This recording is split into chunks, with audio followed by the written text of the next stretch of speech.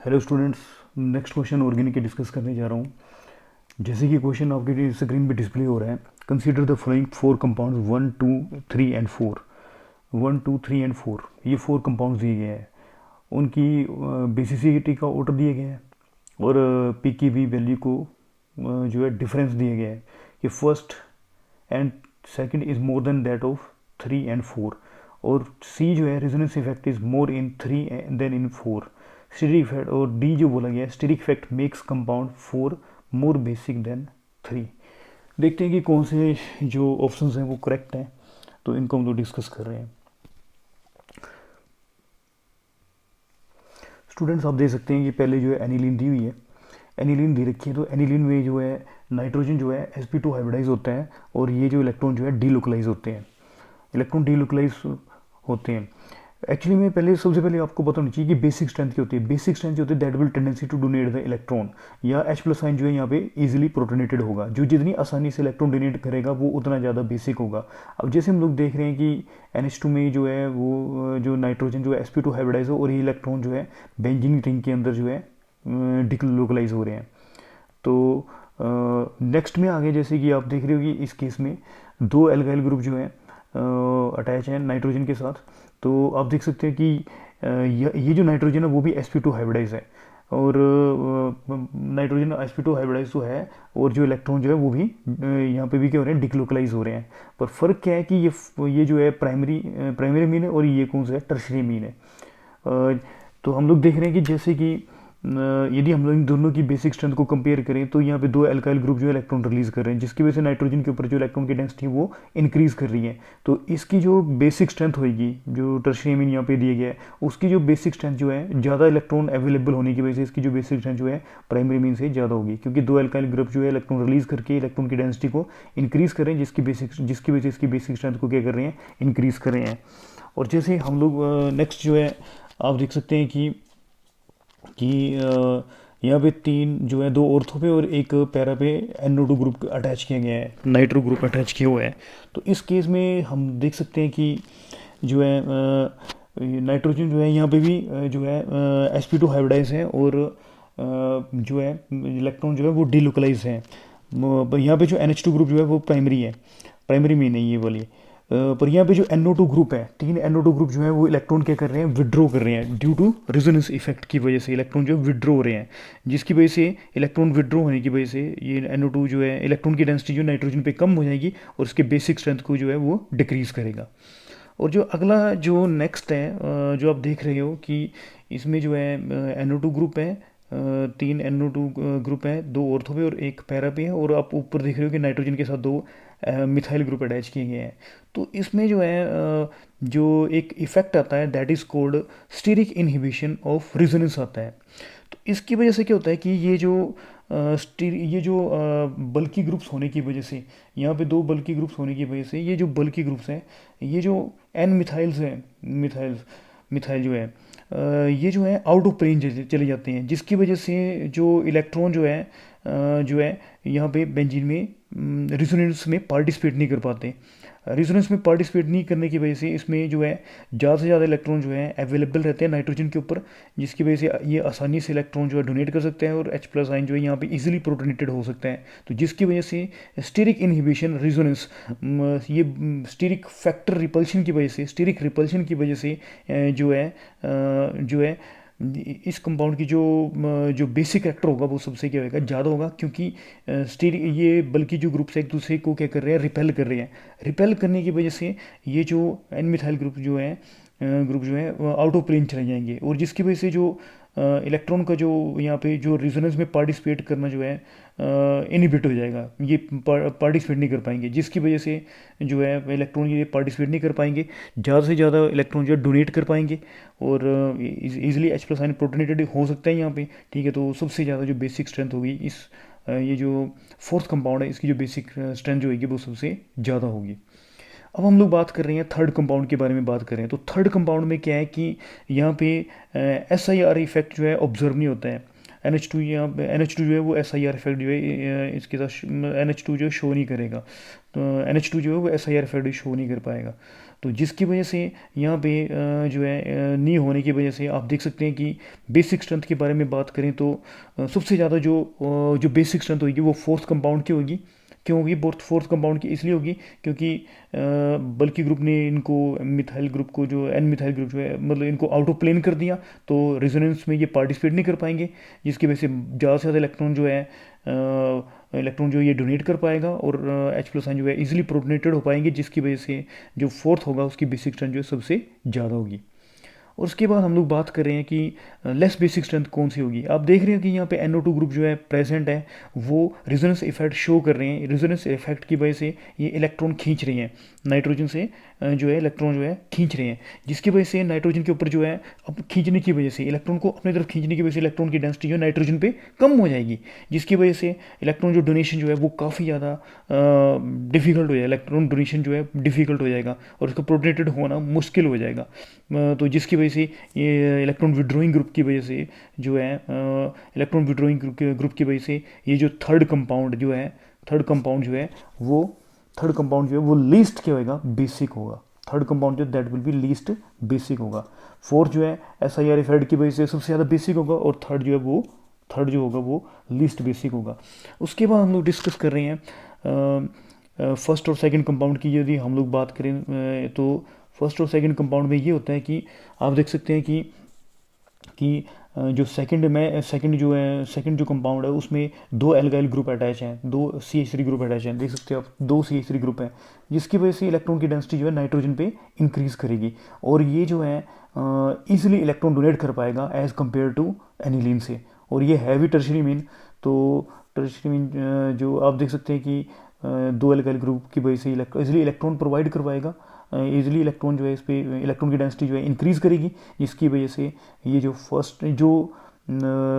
जो second compound जो है वो फर्स्ट कंपाउंड से ज़्यादा क्या होगा? बेसिक होगा। और सबसे लीस्ट जो है थर्ड होगा, क्योंकि आप समझ गए हैं कि इलेक्ट्रॉन विड्रॉइंग जो है -R इफेक्ट या माइनस रेजोनेंस इफेक्ट की वजह से इस पर इलेक्ट्रॉन की डेंसिटी जो है सबसे कम हो जाएगी, जिसकी वजह से इसका जो है इलेक्ट्रॉन डोनेट करना मुश्किल हो जाएगा और प्रोटोनेटेड होना काफ़ी डिफिकल्ट हो जाएगा, इसलिए थर्ड जो है वो लीस्ट बेसिक होगा। तो हम लोग ऑर्डर को चेक कर रहे हैं कि ये जो ऑर्डर है क्या हमारे जो है हम लोगों ने जिस हिसाब से कंपेयर करके तैयार किया है, क्या उससे ये मैच कर रहा है या नहीं कर रहा है। तो आप देख सकते हो कि यहाँ पे फर्स्ट जो आपकी स्क्रीन पे डिस्प्ले हो रहा है, the order of basicity is 2 को सबसे ज़्यादा बेसिक बोला गया है। फिर 3 और 4 में आप देख सकते हैं, कंपेयर कर सकते हैं, 3 जो है सबसे लीस्ट बेसिक है और 4 जो है सबसे ज़्यादा बेसिक है। तो आप 4 जो है सबसे ज़्यादा बेसिक है, आप देख सकते हैं कि ये हमारा करेक्ट ऑर्डर आया है, तो ये जो है इसके साथ मैच नहीं कर रहा, तो फर्स्ट जो चॉइस होगी वो इनकरेक्ट होगी। और सेकंड जो हम लोग बात करें, the magnitude of PKB difference between first and second is more than that between third and 4। ये PKB वैल्यू का डिफरेंस बताया गया है। PKB जो वैल्यू है वो भी बेसिक स्ट्रेंथ पे डिपेंड करती है। PKB की वैल्यू है जो है जितनी कम होगी उतना ज़्यादा बेसिक स्ट्रेंथ जो है ज़्यादा होगी। तो हम लोग देख रहे हैं कि यहाँ पे यहाँ पे जैसे कि कंपेयर करने के लिए हमें बोला गया था कि बेसिक स्ट्रेंथ को, तो आप देख सकते हैं कि जैसे कि फर्स्ट और सेकंड के बारे में बोला गया है कि वो डिफरेंस जो है वो PKB वैल्यू का ज़्यादा होगा। तो हम देख रहे हैं कि फर्स्ट और सेकंड का यहाँ पे जो डिफरेंस होगा वो कम होगा, और यहाँ पे बोला गया है कि ज़्यादा होगा, और थर्ड और फोर्थ का जो डिफरेंस होगा वो यहाँ पे जैसे कि बोला गया है फर्स्ट और सेकंड का जो डिफरेंस है वो थर्ड और फोर्थ के डिफरेंस से ज़्यादा होगा। तो हम देख रहे हैं कि फर्स्ट और सेकंड का जो डिफरेंस है वो थर्ड और फोर्थ से ज़्यादा होगा, ऐसे बोला गया। पर यहाँ पे हम लोग देख रहे हैं कि फर्स्ट सेकंड के बीच में जो डिफरेंस है वो कम है। फोर्थ और थर्ड के बीच में जो डिफरेंस होगा वो क्या होगा? ज़्यादा होगा। फर्स्ट और फोर्थ के बीच में ज़्यादा होगा, तो यहाँ पे भी इसके साथ मैच नहीं कर रहा है, so that is the reason second जो चॉइस है that is also incorrect. First और सेकंड जो है इनकरेक्ट होगा। रेजोनेंस, हाँ C पॉइंट आ रहा है, resonance effect is more in third and then in 4। तो ये हम देख सकते हैं कि थर्ड और 4 में हम लोग देख सकते हैं कि जैसे कि मैंने जस्ट डिस्कस किया कि रेजोनेंस इफेक्ट किस में ज़्यादा होगा। रेजोनेंस इफेक्ट जो है आप देख सकते हैं कि इसमें ज़्यादा होगा, थर्ड में ज़्यादा होगा। रेजोनेंस इफेक्ट डेफिनेटली थर्ड में ज़्यादा होगा। क्यों? क्योंकि यहाँ पे -R इफेक्ट की वजह से जो है ऑपरेट कर रहा है, और NH2 जो है that is in the plane है, इसमें थर्ड कंपाउंड में जो है NH2 that is in the plane. तो जिसकी वजह से प्लेन में होने की वजह से ये जो है इलेक्ट्रॉन जो है रेजोनेंस में जो है पार्टिसिपेट कर पाएंगे, ईजिली पार्टिसिपेट कर पाएंगे। तो आप देख सकते हैं कि -r इफेक्ट यहाँ पे ऑपरेट कर रहे हैं, तो यहाँ पे NO2 ग्रुप की वजह से, इलेक्ट्रॉन विड्रॉइंग नेचर की वजह से, तो इसमें जो रेजोनेंस इफेक्ट होगा वो काफ़ी ज़्यादा होगा। अब हमने बात फोर्थ की, कंपैरिजन थर्ड और फोर्थ के बारे में बोला गया है। फोर्थ में आपको मैंने अभी बताया कि SIR ऑपरेट हो रहा है स्टेरिक इनिबिशन ऑफ रेजोनेंस, क्योंकि ये जो एन मिथाइल ग्रुप जो है वो आउट ऑफ प्लेन जा रहे हैं, तो जिसकी वजह से जो लोन पेयर जो है यहाँ पे जो है वो रेजोनेंस में पार्टिसिपेट नहीं कर पा रहे हैं, जिसकी वजह से रेजोनेंस में पार्टिसिपेट नहीं कर पा रहे हैं, तो इसमें रेजोनेंस इफेक्ट जो है एज़ कम्पेयर टू 3 जो है 3 का जो रेजोनेंस इफेक्ट जो होगा वो 4 से क्या होगा, ज़्यादा होगा। तो ये जो ऑप्शन होगी सी जो है that is called correct option होगी। और लास्ट जो है that is called D, steric effect makes compound 4 more basic than 3। हाँ बिल्कुल सही है। स्टीरिक इनिबिशन रेजोनेंस ने क्या कर दिया, इसको ज़्यादा बेसिक बना दिया, किसको, फोर्थ कंपाउंड को जो है वो ज़्यादा बेसिक बना दिया, किससे, थर्ड से। क्यों? क्योंकि ये जो इलेक्ट्रॉन जो है वो रेजोनेंस में पार्टिसिपेट नहीं कर पा रहे हैं, क्योंकि ये स्टेरिक हिंड्रेंस की वजह से ये जो मिथाइल और एन मिथाइल ग्रुप जो है आउट ऑफ प्लेन जा रहे हैं, जिसकी वजह से इलेक्ट्रॉन जो है वो रेजोनेंस में पार्टिसिपेट नहीं कर पा रहे हैं, जिसकी वजह से जो है इसकी जो बेसिक स्ट्रेंथ जो है स्टीरिक फैक्टर की वजह से इसकी जो बेसिक स्ट्रेंथ जो है थर्ड से क्या होगी, ज़्यादा होगी। तो आप देख सकते हैं steric factor makes compound 4 more basic than third. तो आप देख सकते हैं कि डी ऑप्शन जो है वो भी करेक्ट है। तो इस क्वेश्चन में सी और डी जो है करेक्ट ऑप्शंस होगी, यही इसका आंसर होगा। स्टूडेंट नेक्स्ट क्वेश्चन डिस्कस करने जा रहे हैं। Consider the following transformation of A compound P. P आपको एक कंपाउंड दिया गया है जिसकी ट्रांसफॉर्मेशन हो रही है, एक्स रेजेंट के साथ इसको ट्रीट कर रहे हैं तो क्यू कंपाउंड बन रहा है। पी जो C9H12 है और क्यू जो है वो C8H12O6 है, मतलब एक कार्बन कम हो रहा है। और यदि इस पी कंपाउंड को सोडामाइड और C6H5COCH3 के साथ ट्रीट कराएं, तो एस्टोफिनोन के साथ कराएं, तो आर बन रहा है, और हाइड्रोलिसिस करवा रहे हैं तो ऑप्टिकली एक्टिव कंपाउंड बन रहे हैं। तो आप देख रहे हो कि पी से जो भी मतलब आर और क्यू जो बन रहे हैं ऑप्टिकली एक्टिव कंपाउंड बन रहे हैं, और जब उसका रिडक्शन करें तो ये बन रहा है। तो हम लोगों को ये चॉइस दे रखी है, पी ये कंपाउंड भी हो सकता है, आप देख सकते हैं कि पी, और नीचे सी ऑप्शन है वो पी ये वाला कंपाउंड भी हो सकता है। और जो बी के बारे में बताया गया है कि बी जो है, बी में बताया गया है कि एक्स जो यहाँ पे जो रेजेंट बोला गया था, रेजेंट आप देख सकते हैं कि ये रेजेंट बोला है कि ये रेजेंट हो सकता है लिंडर्स कैटलिस्ट जो है, आप देख सकते हैं कि platinum charcoal quinoline and H2। और डी जो है आर ऑप्टिकली एक्टिव, ये जो आर बना है ये कंपाउंड हो सकता है ऑप्टिकली एक्टिव जो बोला गया है इसने, यहाँ पे ये बन सकता है। तो हम लोगों को आपको समझ आ रहा है क्वेश्चन की क्या बोल रहे हैं कि ये एक पी कंपाउंड है, पी कंपाउंड जो है ये ए भी हो सकता है या सी भी हो सकता है, ठीक है। ये पी कंपाउंड जो है ए भी हो सकता है या सी भी हो सकता है। तो आप देख सकते हैं कि, और जब उसका जो है रिडक्शन करने के लिए जो है बी ऑप्शन दी गई है कि लिंडर्स कैटलिस्ट जो है उसका रिडक्शन कर रहा है, तो क्यू कंपाउंड फॉर्म हो रहा है, क्यू कंपाउंड जो ऑप्टिकली एक्टिव कंपाउंड है, और उसका फार्मूला ये होना चाहिए। फिर यदि पी का रिडक्शन करें तो ये कंपाउंड की क्या होगी, फॉर्मेशन होगी, ये कंपाउंड की फॉर्मेशन होगी। और यदि पी को मैं सोडामाइड के साथ ट्रीट करूँ तो आर बनेगा, that is optically active compound होगा आर। और आर ये कंपाउंड आर जो है वो डी ऑप्शन के साथ मैच करना चाहिए। तो आप समझ रहे हैं। तो इससे ये मैं क्वेश्चन जो है मैं ये ट्राई करता, यदि मैं होता तो ये क्वेश्चन कैसे ट्राई करता, यदि या तो मैंने क्या करना था, इसको जो है इसका डी यू लेके निकालना था, या फिर मैं सबसे बेस्ट ये ऑप्शन है कि जो पी के लिए मुझे 2 स्पेसिफाई बोला गया है कि ए और सी भी मुझे ट्राई करनी चाहिए कि ए और सी में से कौन सा पी हो सकता है। यदि मैं ध्यान से देखूँ तो आप देख सकते हैं कि यदि मैं ए का भी रिडक्शन कराऊँ, ए का रिडक्शन ए जो पी को डिनोटिफाई कर रहा है, यदि मैं ए का भी रिडक्शन कराऊँ तब भी जाके यही बनेगा, क्योंकि यहाँ पे हाइड्रोजन आ जाएंगे और ये CH2 बन गया, आप देख सकते हैं।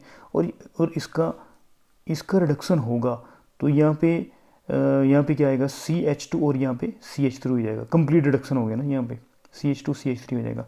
और ये आप ध्यान से देखें तो यदि मैं इसका रिडक्शन कराऊंगा सी का जो सी वाला है, तो यहाँ पे CH2 आ जाएगा, आप देख सकते हो कि ये, और CH2 ये, और इसका कंप्लीट रिडक्शन होगा तो CH2CH3 हो जाएगा। तो आप देख सकते हैं कि दोनों जो है, यदि मैं इसको भी रखूँ, प्लेस करूँ, ए को भी प्लेस करूँ, और यदि सी को भी प्लेस करूँ, तो यदि दोनों का मतलब दोनों का रिडक्शन करूँ तो यही प्रोडक्ट की क्या होगी, फॉर्मेशन होगी। पर ये ज़्यादा अप्रोप्रिएट नहीं हो पा रहा है कि कौन सा कंपाउंड जो है ए या सी जो है, ए या ऑप्शन सी में कौन सा कंपाउंड जो है पी होगा। तो हम लोग इसको ट्राई करेंगे, दोनों मेथड से ट्राई कर लेते हैं कि इससे भी ट्राई कर लेंगे, ए से भी ट्राई कर लेंगे, और सी से भी ट्राई करेंगे, तो हम लोग फाइंड आउट करते हैं कि पी कौन सा होगा। ठीक है, तो हम लोग स्टार्ट कर रहे हैं। जैसे आप लोग देख सकते हो कि ये स्क्रीन पे जैसे कि आप यहाँ पे देख रहे हो, ये आ गया आपका पी कंपाउंड आ गया, दिस विल बी योर। कि मैंने ए ऑप्शन को लेके चला हूँ। आप देख सकते हैं कि ए ऑप्शन जो है पी इज़, ये आप देख सकते हैं कि ये कंपाउंड है पी, ये देख सकते हो मैच कर रहे हैं इसके साथ, आप देख रहे होंगे। तो मैं इसको लेके चल रहा हूँ, और रिएजेंट जो है मैं इसके लिए यूज़ कर रहा हूँ बी मीन्स एक्स जो यहाँ पे लिखा हुआ था। आप देख सकते हैं क्वेश्चन में लिखा हुआ था कि, क्वेश्चन में लिखा है कि कौन से रिएजेंट के साथ ट्रीट करेंगे। मैं इसको, ये बी ऑप्शन है, आप देख सकते हो कि बी ऑप्शन है, मैं उस रिएजेंट को यूज़ कर रहा हूँ। This is called Lindlar's catalyst. और हमें पता है कि जब लिंडलर्स कैटलिस्ट जो है जिसे जब हम लोग रिडक्शन कराते हैं तो पार्शियल रिडक्शन होता है, पार्शियल रिडक्शन कंप्लीट नहीं होगा। ठीक है, तो यहाँ पे आप देख सकते हो कि ये आप समझ सकते हो कि ये CH2 है और यहाँ पे CH है, तो ये सॉरी C है, C। तो जब ये रिडक्शन होगा तो ये CH बन जाएगा और यहाँ पे क्या होगा, CH2 आ जाएगा। आप सिंपली है बिल्कुल। ठीक है, आगे हमने ले लिया पोटाशियम परमैंगनेट ले लिया, पोटाशियम परमैंगनेट की स्टीमेट में ऑक्सीडेशन होगा। जब ऑक्सीडेशन होगा तो ये रिंग की ब्रेकिंग यहाँ से हो जाएगी, आप देख सकते हो। जब यहाँ से रिंग की ब्रेकिंग होगी तो यहाँ पे COH आ जाएगा इस पोजीशन पे, और इस पोजीशन पे क्या आएगा, COOH आ जाएगा। और यहाँ से आप देख सकते हो कि यहाँ से ब्रेकिंग होगी और यहाँ पे CH की जगह क्या आ जाएगा, यहाँ से ऑक्सीडाइज हो जाएगा, ये बन जाएगा COH, और साथ में CH2 हो जाएगा। यहाँ पे CH2 जो है that will be converted into CO2 में कन्वर्ट हो जाएगा। तो आप देख रहे हो कि यहाँ से जो कार्बन थे, यहाँ से जब ब्रेकिंग हो और बॉन्ड हुई तो ये कार्बन जो है कम हो गया। पहले कार्बन कितने थे, 9 थे, अब यहाँ पे कार्बन कितने हो गए, 8। तो ये फार्मूला आ रहा है। तो आप देख सकते हो कि जो क्वेश्चन में बोला गया था कि पी का जब हम लोग लिंडलर्स कैटलिस्ट के साथ करवाते हैं तो पार्शियल रिडक्शन हो जाता है, और जब केमोनोफोर के साथ करवा रहे हैं तो ऑक्सीडेशन होगा। और आप देख सकते हो कि ये वाला ये जो कंपाउंड बना है C8H12O6 ऑप्टिकली एक्टिव कंपाउंड है। समझ आ रहा है कि नहीं, आप क्लियर हो रहा है कि नहीं आप लोगों को, कि ये जो कार्बन है वो 4 डिफरेंट ग्रुप्स के साथ क्या है, अटैच है, कायरल कार्बन है, इसलिए ये जो कंपाउंड होगा वो ऑप्टिकली एक्टिव होगा। तो हम लोग यहाँ से मैंने फाइंड आउट कर लिया कि चलो ये जो है पी हो सकता है। ये जो ए ऑप्शन जो है वो ए ऑप्शन में जो ये दिया गया है ये पी हो सकता है। अब यदि मैं इसको करवा दूँ मैं, यदि जैसे कि हमें बताया गया है कि आप देख सकते हो कि जब पी को मैं सोडामाइड के साथ ट्रीट करा रहा हूँ, तो क्या होगा, H+ निकल जाएगा, यहाँ पे Na आ जाएगा। तो जब ये C6H5, फिर आप देखते हो कि फर्दर इसको ट्रीट करा रहा हूँ C6H5COCH3 के साथ ट्रीट करा रहे हैं इसको। जब C6H5COCH3 के साथ मतलब इसके साथ ट्रीट कराएंगे तो ये जो है न्यूक्लियोफाइल अटैक होगा, यहाँ पे न्यूक्लियोफाइल अटैक होगा। तो जब ये यहाँ पे अटैक होगा तो इस टाइप से देख सकते हो, सिंपली मैंने जोड़ दिए यहाँ पे, है ना। और ये ऑक्सीजन ये जो इलेक्ट्रॉन है ऑक्सीजन पे शिफ्ट हो जाएंगे और पीएच और ये CH3 ऐसे बन जाएगा। और जब इसका मैं एसिडिक हाइड्रोलिसिस करवाऊंगा तो व्हाट विल हैपन, यहाँ पे H अटैच हो जाएगा, हाइड्रोजन अटैच हो जाएगा और डिहाइड्रेशन हो जाएगी और यहाँ से H2 जो है बाहर निकल जाएगा। तो इस टाइप से ये कंपाउंड की फॉर्मेशन हो जाएगी। आप देख सकते हैं कि ये कंपाउंड बन जाएगा। और ये जो कंपाउंड है वो R कंपाउंड है and this will be optically active. R compound है ऑप्टिकली एक्टिव। आप देख सकते हैं कि क्या हो रखा है यहाँ पे R कंपाउंड जो है, आप यहाँ पे मैच करने की कोशिश करें तो आप देखो कि ये R कंपाउंड जो बना है ऑप्टिकली एक्टिव, जो हम बोल रहे हैं यहाँ पे R कंपाउंड जो हमें चॉइस में दिया गया है, तो जो आर जो कंपाउंड है, आर कंपाउंड जो है जो हमने यहाँ पे बनाया, क्या इससे ये मैच कर रहा है? आप देख सकते हैं कि ये जो जॉइंट हो रखा है वो अल्फ़ा, ये जो डबल बॉन्ड के अल्फ़ा पोजीशन पे ये अटैचमेंट हो रखी है। और आप यहाँ पे ऑप्शन में देख रहे हो कि ये अल्फ़ा पे नहीं है, ये कहाँ पे बीटा पे है। तो ये जो कंपाउंड है इससे क्या है, टोटली क्या है, डिफरेंट है। तो आप समझ सकते हैं कि डी ऑप्शन जो है वो करेक्ट ऑप्शन नहीं हो सकती। और आप देख सकते हैं कि ये जो कंपाउंड जो बना है आर, ये डिमांड की थी क्वेश्चन में कि ये ऑप्टिकली क्या होना चाहिए था, एक्टिव होना चाहिए था। तो ये कंपाउंड आप देख सकते हो कि ऑप्टिकली एक्टिव है, ये कायरल कार्बन है, आप जिसकी वजह से ये ऑप्टिकली क्या होगा, एक्टिव होगा। तो हमारी कौन कौन सी ऑप्शन जो है सही आ रही है, आप देख सकते हो कि बी ऑप्शन सही है कि हमने लिनरस कैटलिस्ट किया, उसके बाद जो है लिनरस कैटलिस्ट के बाद जो है पार्शियल रिडक्शन हुआ, पार्शियल रिडक्शन हुआ। पार्शियल रिडक्शन होने के बाद जो है जब मैंने उसका ऑक्सीडेशन करवाया तो कंपाउंड बना ऑप्टिकली एक्टिव कंपाउंड की फॉर्मेशन होगी। और जैसे क्वेश्चन में डिमांड किया गया था, कार्बन जो है पी में जो कार्बन थे वो 9 थे और जो क्यू में कार्बन जो है वो 8 है, क्योंकि यहाँ से जब CH2 जो है वो CO2 की फॉर्मेशन करेगी, वो कार्बन जो है एक लेस हो जाएगा। तो आप देख सकते हो कि ये ऑप्टिकली एक्टिव कंपाउंड क्यू बन गया था। तो आप देख सकते हो कि ये रीजन जो है ये भी सूटेबली फिट बैठता है। तो ये ऑप्शन जो है बी जो है करेक्ट ऑप्शन होगी। अब हम लोग बात कर रहे थे कि अब हमने डिसाइड करना था कि मतलब कि पी कौन होगा। ये अभी जैसे मैंने ट्राई किया था, आप देख सकते हैं कि ये ऊपर जो पी दिख रहा है आप लोगों को, मैंने ऑप्शन जो है सी को यूज़ किया हुआ है। ऑप्शन जो है कौन से ऑप्शन को यूज़ किया मैंने, आप देख सकते हो कि सी ऑप्शन को यूज़ किया है। तो सारे के सारे जो प्रोडक्ट जो है वो सूटेबल फिट हो रहे हैं। यदि मैं बाई चांस इसको यूज़ करता, ए वाले ऑप्शन को यूज़ करता, तो ऑप्टिकली एक्टिव कंपाउंड की फॉर्मेशन नहीं होनी थी। जैसे हम लोग देख सकते हैं, चलो मैं इसको आपको बता देता हूँ कि कैसे होगा। तो आप देख सकते हैं कि सी इसमें फिट होगा, तो बी और सी जो है इसका करेक्ट आंसर होगा। यदि मैं पी यूज़ करता तो वो ऑप्टिकली क्या होना था, वो जो कंपाउंड होना था ऑप्टिकली क्या होना था, इनएक्टिव होना था। तो और हमें यहाँ पे बोला गया है कि कंपाउंड जो ऑप्टिकली एक्टिव चाहिए था। ठीक है, तो देख लो कैसे है। अब देख सकते हैं हम लोग यहाँ पे, ये मैंने जो ले लिया, ये मैंने ऑप्शन ए वाला कंपाउंड लिया, मैंने ऑप्शन ए वाला कंपाउंड आप देख सकते हैं कि ये ऑप्शन ए वाला कंपाउंड है, ये वाला। जब मैं ऑप्शन ए वाला कंपाउंड ले रहा हूँ, तो मैंने जब लिंडर्स कैटलिस्ट के साथ इसका रिडक्शन किया, तो आप देख सकते हैं कि यहाँ पे CH डबल बॉन्ड CH2 हो गया। और जब मैंने इसका ऑक्सीडेशन किया KMnO4 के साथ, तो ये यहाँ से बॉन्ड की ब्रेकिंग हो गई, यहाँ से बॉन्ड के COH बन गया, यहाँ पे COH आ गया, और यहाँ से ब्रेकिंग हुई तो यहाँ पे COH आ गया। तो आप देख सकते हैं कि ये कार्बन जो है, ये जो कंपाउंड जो ऑप्टिकली इनएक्टिव है, ये कार्बन 2 हाइड्रोजन के साथ अटैच है, 4 डिफरेंट ग्रुप्स के साथ अटैच होना चाहिए था। आप देख सकते हैं, ऐसे से भी देख सकते हो कि ये जो कंपाउंड होगा वो ऑप्टिकली क्या होगा, इनएक्टिव होगा।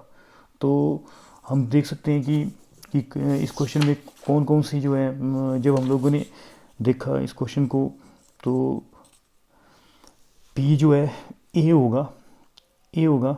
जब इसको हम लोग लिनरस कैटलिस्ट से वो करेंगे, रिडक्शन करेंगे, तो उसका पार्शियल रिडक्शन होएगा। जब ऑक्सीडेशन करेंगे, इसका फाइनल ऑक्सीडेशन करेंगे, तो आप देख सकते हैं कि ऑप्टिकली एक्टिव कंपाउंड की फॉर्मेशन हो जाएगी। और जिसके जो कार्बन एक लेस है, किससे पी कंपाउंड से एक कार्बन जो है उसका लेस होगा।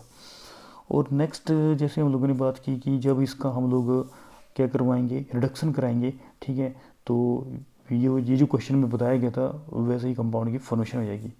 और उसके बाद हमने सोडियम आमाइड के साथ करवाया, और अब देख सकते हैं कि आर जो है कंपाउंड बना वो ऑप्टिकली क्या होगा, एक्टिव होगा, जो कि क्वेश्चन में डिमांड की गई थी।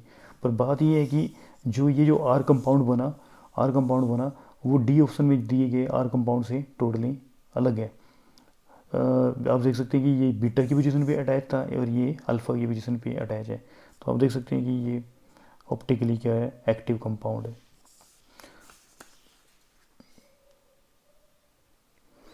स्टूडेंट, ऑर्गेनिक का लास्ट क्वेश्चन डिस्कस करने जा रहे हैं। इसमें आप देख सकते हैं कि consider the reaction sequence from P to Q shown below. The overall yield of the major product Q from P is 75%। आप देख सकते हो कि P जो है एनिलीन है, एनिलीन को NaNO2/HCl की प्रेजेंस में आइस कोल्ड कंडीशन में ट्रीट कराया, तो आपको पता है डाई एजुटाइजेशन रिएक्शन होता है। उसके बाद इसको जो है बीटा नेप्थोल के साथ ट्रीट कराया गया है 2 नेफ्थोल के साथ, बहुत ही फेमस रिएक्शन है। जब इसको ट्रीट कराते हैं तो ऑरेंज रेड डाई बनती है, 1 फिनाइल एजो 2 नेफ्थोल की फॉर्मेशन होती है। तो क्यू वही होगा, ये तो नेम से नाम से क्लियर हो गया। आगे बोला गया है कि the overall yield of the major product Q from P, जो क्यू बना है पी से, जो क्यू पी से जो क्यू बना है वो पी का 75% है, पी का 75% यील्ड है। What is the amount of gram निकाल, what is the amount in grams of Q obtain from 9.3 millilitre of P. हमारे पास जो पी दिया हुआ है वो 9.3 मिलीलीटर दिया हुआ है, और उसकी डेंसिटी कितनी दी गई है, कितनी दी हुई है, डेंसिटी दी है 1 ग्राम दी हुई है, इसकी डेंसिटी 1 ग्राम दे रखी है।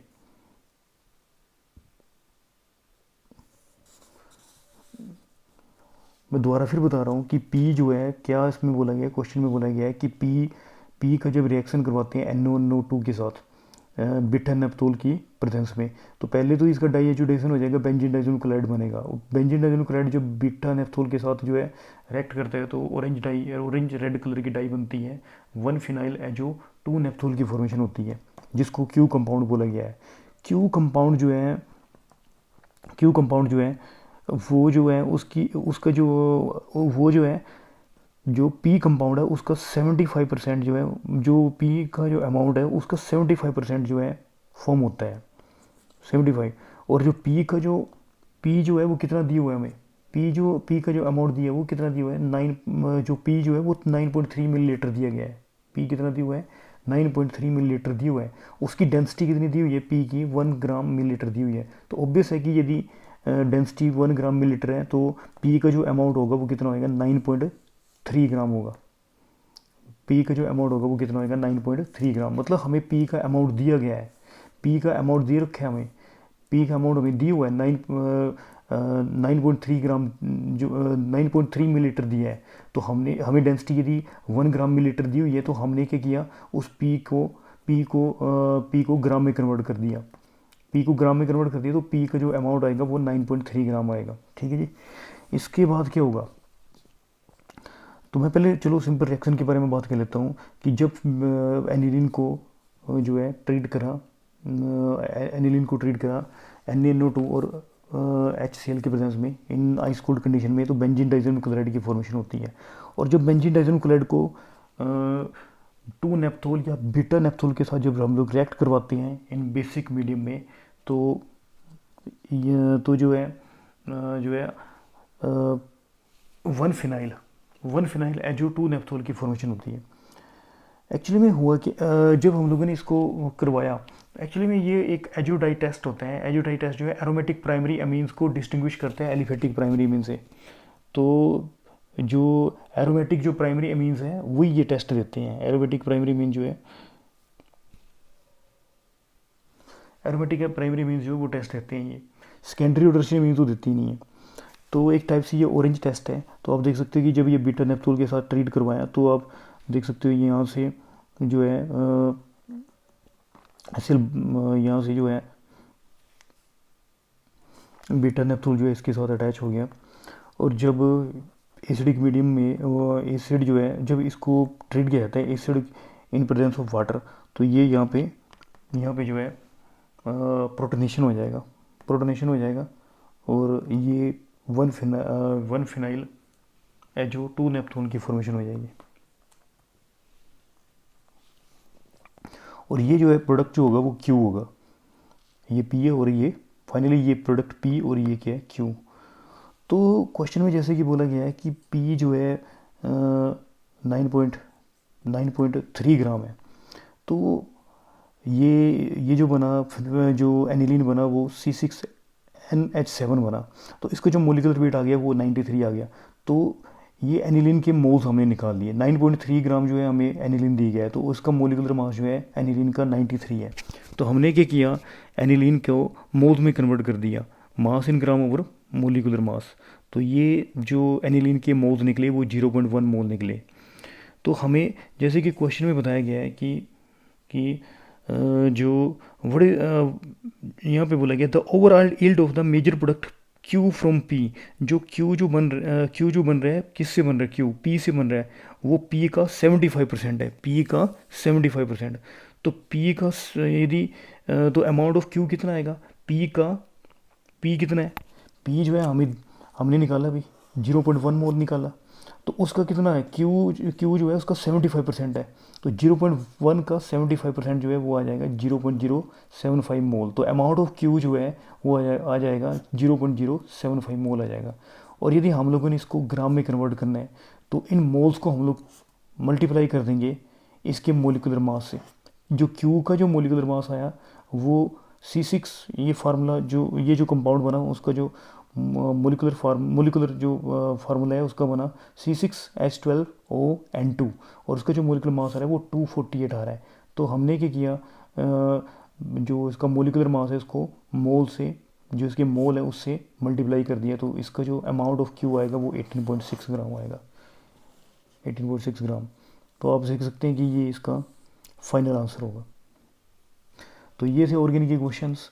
तो नेक्स्ट टाइम मैं जो डिस्कस करने जाऊँगा, जो आपके जो फिजिकल और इनऑर्गेनिक क्वेश्चन है, JEE मेन एडवांस 2020 पेपर 2 के, जो है नेक्स्ट वीडियो में वो क्वेश्चन डिस्कस करने जाऊँगा। तो आप मेहनत करें, काफ़ी अच्छे क्वेश्चन आए हुए थे। Thank you for watching.